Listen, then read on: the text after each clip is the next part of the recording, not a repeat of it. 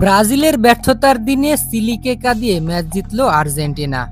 ইকুয়েডরের বিপক্ষে ব্রাজিল গোলশূন্য ব্যবধানে ড্র করে মাঠ ছাড়লেও আর্জেন্টিনার ভক্তদের হতাশা করেনি মেসি বাহিনীরা। ফিফা ওয়ার্ল্ড কাপের কোয়ালিফাই ম্যাচে মাঠে নেমেছিল শক্তিশালী আর্জেন্টিনা ও চিলি। নিজেদের ঘরের মাঠেও আর্জেন্টিনার কাছে শুরুতেই গোল খেতে হয় চিলি। ম্যাচের মাত্র 16 মিনিটের মাথায় অ্যালভারেজের দুর্দান্ত গোলে 1-0 গোলের ব্যবধানে এগিয়ে যায় আর্জেন্টিনা। তবে প্রথমার্ধ শেষ হয় ওই 1-0 গোলের ব্যবধানে। এরপর অবশ্য গোল হজম করে পাল্টা আক্রমণ চালাতে থাকে চিলি। দ্বিতীয়ার্ধে দলের ধার বাড়াতে আর্জেন্টিনা মাঠে নামায় খুদে জাদুকর মেসিকে, আর এরপরে আরো শক্তিশালী হয়ে ওঠে আর্জেন্টিনা দল। রীতিমতো গোল খাওয়া থেকে বাঁচতে ব্যস্ত হয়ে পড়ে চিলির ফুটবলাররা।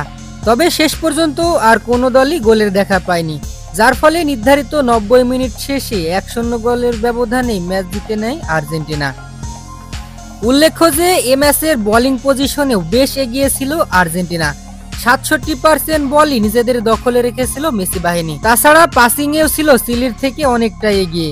মেসিরা যেখানে পাস করেছে 744টি, সেখানে চিলির পাসিং মাত্র 366টি। সুতরাং বোঝাই যাচ্ছে চিলির ঘরের মাঠে খেলতে যেও দাপট দেখিয়ে এক প্রকার জয় নিশ্চিত করলো আর্জেন্টিনা।